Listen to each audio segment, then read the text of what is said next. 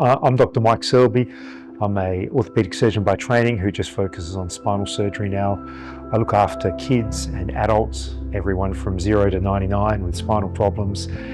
We have a broad practice here in South Australia. I have my own practice called the South Australian Scoliosis Service, where I look after people with scoliosis, kyphosis, complex spine conditions. I also work with the team at the International Spine Centre, private practice, and practice at a number of private hospitals. When we're doing spinal surgery, it is no doubt risky surgery, and we really want to minimise those risks to the patient. We also want to improve our efficiency in the operating theatre, and we don't want patients having to ever have complications, or in particular having to return to the operating theatre because of problems, say a misplaced screw or issues with implants that can be rectified on the operating table, sometimes by identification with more advanced imaging. Everywhere I work we have two-dimensional imaging, also known as conventional fluoroscopy or image intensifier. A few places that I work also have more advanced three-dimensional imaging systems. This is an advanced 3D imaging system, and it really helps me just not only plan surgeries and make sure we can integrate with our navigation systems that help guide things in the right place, but it's nice to be able to check at the end of a case that everything's also in the right place and that the patient's going to do well. So my main experience with this technology is integrating with the BrainLab system.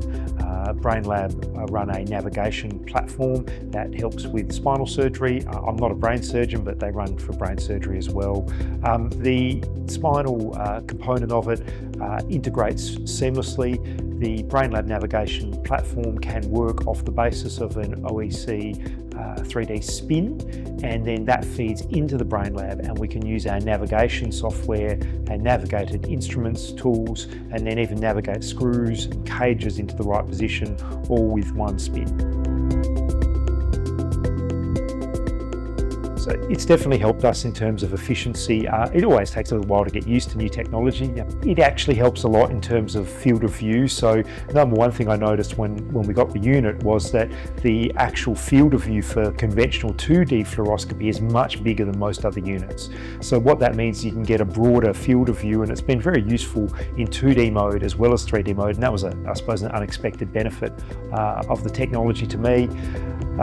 In terms of overall workflow, you have to learn how to integrate the navigation into your practice, but I think having a unit that is very similar size to conventional fluoroscopic units means that you don't have to go out of your way to wheel in particularly bulky equipment, which is a huge advantage, and that the unit actually is friendly to the radiographers. So we work with radiographers who are highly trained technicians that run our X-ray equipment, and having a unit that they can move around relatively easily and use quickly is very helpful as well, and certainly speeds us up a bit in the operating room.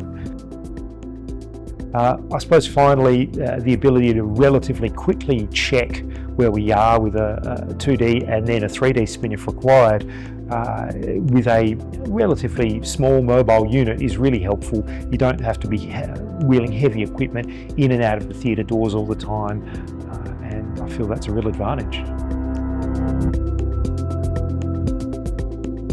So I think that's really important as a surgeon. I get a lot of radiation exposure.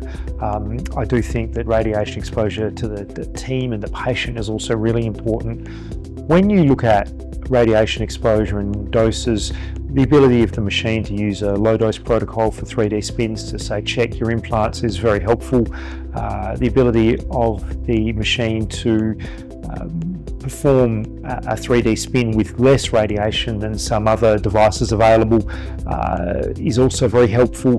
The recommendation for some of the available technology is that you actually have a lead-lined theatre, or that people all run away, and that does disturb your workflow a bit. Also, the more times you have to open and close the door, theoretically it can impact the sterility in your operating environment.